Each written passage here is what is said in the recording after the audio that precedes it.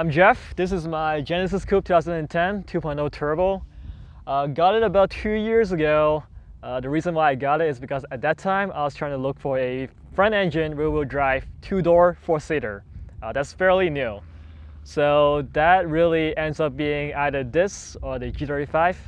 But the G35 is a little bit older, and I really wanted a turbo car because nowadays you see brand new cars, like basically every single car having turbos, but that wasn't the case up until say the early 2000s. And turbo was only available on cars that are somewhat powerful. Even the least expensive options are probably say the Evos, the WRX, things like that. So this is the base model 2.0 turbo. The power from the factory is a little funny because it actually has two timing maps for different octane rating. At 87 octane, it's rated at 210 horsepower and about 225 on the torque.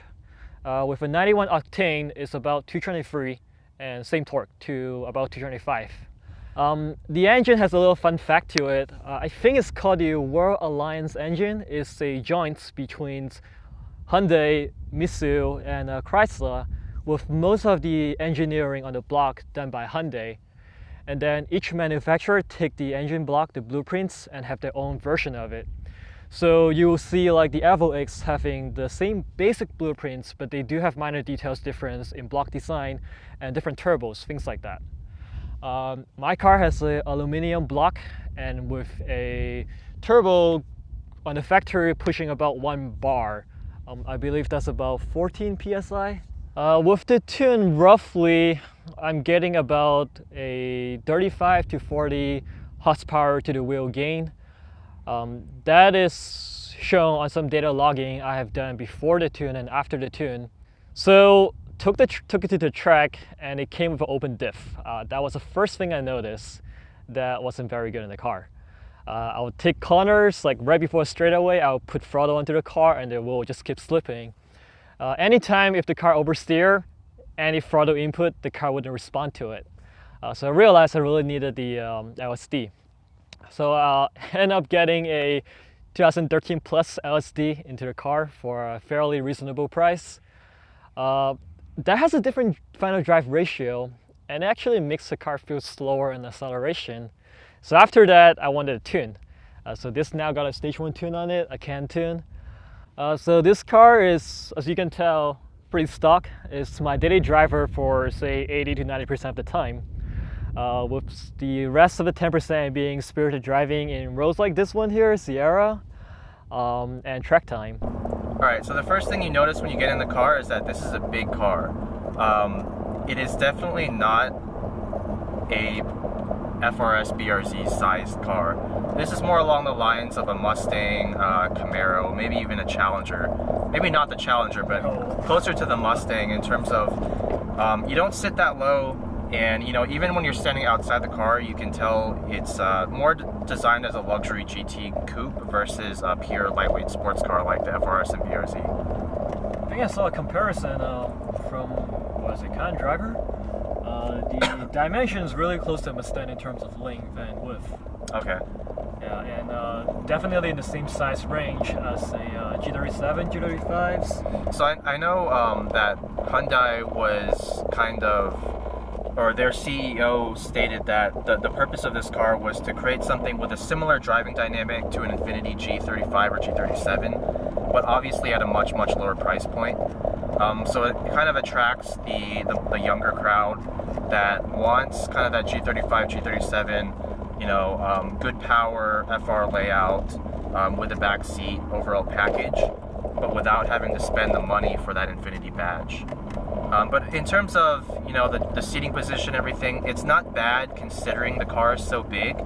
I still do feel like I'm sitting, you know, well into the car. The seat is pretty height adjustable, and the seat itself is not bad at all. It's got pretty good side bolsters, and it's soft enough for daily driving. It doesn't really hurt your back after a long drive. The shifter, I noticed that you have this, not necessarily aftermarket, but you actually machined this yourself, right? Yes, from a solid piece of aluminum. Okay. So it's a little bulky for my taste, but in terms of the feel, it's got good weight to it, and it feels really nice. And you know, everything is very light. The steering is hydraulic, and it has pretty good feel, but again, it's very light, and it loads up just enough in the corners so you can feel what's going on without having to manhandle it. The pedals are very light as well. The one thing I'm noticing when I first get into first gear and get off the line is that it has kind of a strange throttle response to it. It kind of has a delay, even though it's turbo and it does have turbo lag. It has, like you mentioned before, it has another delay even before the turbo lag kicks in. You know, obviously this is an electrically controlled throttle body, so it is drive-by-wire. So I think the way that Hyundai tuned it is just a little funky, right? Yeah, definitely.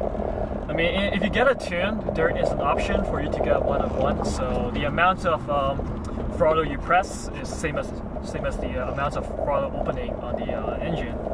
But if you do that, you lose cruise control. So this being the daily driver, I kind of like cruise control when I'm driving, say, 2 hours on the freeway. So I kept that. Right. It takes like a sample of like a guesstimation of how much torque you want. Yeah. And then the engine will open the throttle depending on the gear, and then it will just kind of give you that torque you want. Yeah. And especially in first gear, I feel like I'm barely giving it like 10% pressure, but it already wants to rev up really high. So I find myself driving a little jerky in first gear. Once I get up into second and third, it's not as bad, but it still doesn't feel like a one-to-one direct relationship. Nope, it's not even like a direct. It's not one-to-one. It's not linear. It's not linear, or it's not a non-linear either. It's just like this like weird, funky. Yeah, I'd be curious to see the graph of how it actually works. But otherwise, I'm quite surprised with the steering feel. I like the steering feel a lot. I was expecting that, you know, since this car is almost 3,400 pounds and it's pretty front heavy, that it would have a rather muted steering feel with a lot of delay and not much feedback, but you can still feel everything through the road. You know, every little bump, you can feel a slight vibration in the wheel. It pulls slightly to the left or right, which maybe is not the best thing for daily driving on a freeway, but in terms of canyon driving, it really gives you a lot of confidence. Yeah, definitely. And so you mentioned that you have, since this is a base model, it didn't come with an LSD from the factory, so you've taken factory LSD from a 2013, which is the second gen Genesis Coupe, and you've put that in here, right? Yeah. And that's a Torsen diff, right? A Torsen diff. Okay. Was that just a direct bolt-on? For the most part, yes. The only thing that is different are the half shafts. The way the half shafts mount to the diff are different. So what I end up having to do is to actually get the half shaft as well. Okay. So what I swap is actually the pumpkin plus the shafts, and then everything else is the direct bolt-on. So roughly how expensive was the parts for that? Because I know you did labor yourself. Yeah. So actually got a pretty good deal. The whole thing with the half shaft, I got it for $400. $400. Yeah. So you went from open diff to Torsen LSD for $400. And 2 days. And 2 days, yeah, of labor. That's not bad at all. All right, so let's push it a little harder here and see how it does.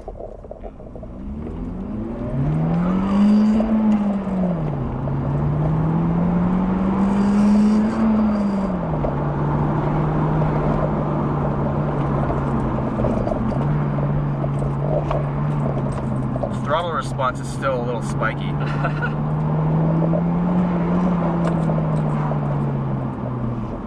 You know, this is the first time I have sat in my car with someone else driving it hard, and it's actually pretty fun. Pretty fun, huh? I always find my car slow, but you know, sitting in the passenger seat, it actually feels quick. Yeah.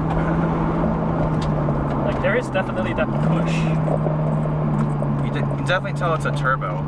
Yeah, and the noise too. It gives you a rush of power just over 3,000 RPMs, and it pulls to about 6,000. Yep.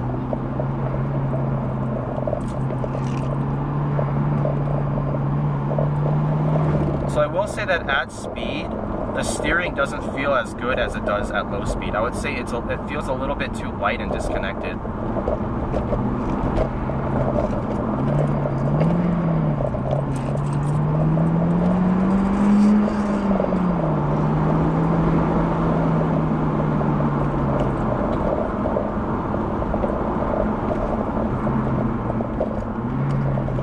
So, okay, the other weird thing is that because reverse is way far to the right and up like that, when you shift from third to second, downshifting, if you can't, so I'm used to just pulling it as far left as I can. But in this car, if you do that, it'll put it into like that reverse kind of notch. Slots, yeah. I would say the shifter as a whole takes a lot of getting used to, not only because of that, but also it has a very like rubbery, almost vague feel to it. It's similar to the Subaru WRX I drove a while back, and pretty much any manual transmission Subaru before 2015. It feels like it's connected by like long rubber bands almost. So it doesn't give you a very mechanical, metallic feeling the way like a S2000 shifter would, for example. I know that for the 2013 model, they tried to improve upon that. So I'd be curious to drive one of those and see how much it's improved actually. Other than that, like I said, the turbo feels good. It kicks in around 3,000, gives you a nice shove of torque, pulls all the way to 6,000. The red line is about 6,500, but I would say those last 500 RPMs, you don't really get a whole lot of power. It is a small turbo, so it's meant for low-end and mid-range torque, not so much the high-end power. Daily drivability. It's a very daily drivable engine for sure. And since this is your daily driver, I imagine you don't have any plans to like put a big turbo. No, not until I switch this into a dedicated track car. Okay. But that will come much later on when I can get like a second car. Yeah, I mean, I would say if you want a good track car, this car, because of its weight, it's never going to be really that great of a track car. You're going to have to bring the power levels, the brakes, the tires, the suspension, everything up a couple of notches in order to feel good at the track. So at that point, I would say you might as well just keep this as your daily driver, because it's a really nice, comfy daily, and then just get something cheap and light as your track car. Disposable Miatas. Exactly. I have driven an Infiniti G37 before, and I think this might be more comfortable than that. Just in terms of how supple the ride is, how quiet the engine is. It soaks up the bumps really, really well. Yeah. And that's the number one thing I like about the suspension. Like when it takes corner, even on the track, it handles fairly well, like decent, not good, but good enough. Yeah, and since this is the base model Genesis Coupe, not the R spec or the track model, it has a softer suspension than those cars. Like again, being a daily driver and even sometimes on the mountain roads, it really is a good thing because it just softens up the bumps and keeps the car holding onto the road. Yeah. The one drawback is you get quite a lot of body roll. The center of gravity is not too great with this kind of bigger body to it. So you can't carry as much speed through the corners, especially mid-corner. So in terms of the brakes, I didn't push the car too hard into the braking zones, but it feels adequate for canyon driving, but it does have a longer pedal throw with kind of a mushy feel to it, so it's not definitely not track tune brakes. I know the R spec and the track model come with Brembos all around, so that would be a worthy upgrade if you were to take this to the track more often. But just for the canyon roads, it feels adequate. So how much do you think you can pick up one of these for on today's market with, let's say, under 60,000 miles, first gen 2.0 T? It's probably somewhere in 10K, even below. 10K or below? Yeah. Okay. I would imagine that would be the price, but I'll say it's about 10K, around there. So for 10K, I mean, what else can you get for 10K? I guess you could get an older WRX with high miles, or like a G35. For a daily driver that's still rear wheel drive with a good amount of tunability and power, this I would not say is the best option. For me, I would rather have something like a G35, or even if you can deal with only having 2 seats, an S2000. Then again, I'm a Honda fanboy, what can I say, right? But as an overall daily driver proposition, if you want the comfort, then this is definitely one of the more comfortable cars I've driven in that segment. And plus you get the back seat, which I guess helps with insurance costs, but I've tried sitting in the back seat of one of these before. The legroom's not too bad, but the headroom is just absolutely non-existent. And I'm only 5'7", and I had to crane my head down like this. Yep. Now that's one of the reasons I wanted though, because like sometimes we actually need a seat, and it's a legal seat, so you can still drive people around there. Right.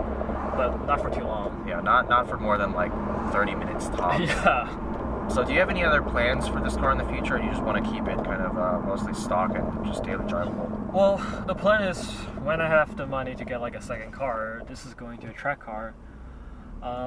But for the most part, the next major upgrade I'm going to do is probably anti-roll bar.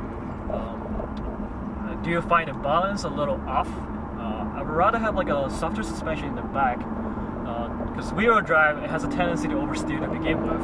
Yeah. And when it does oversteer, the back end actually slide out a lot quicker than the front, and it's kind of hard to control the throttle.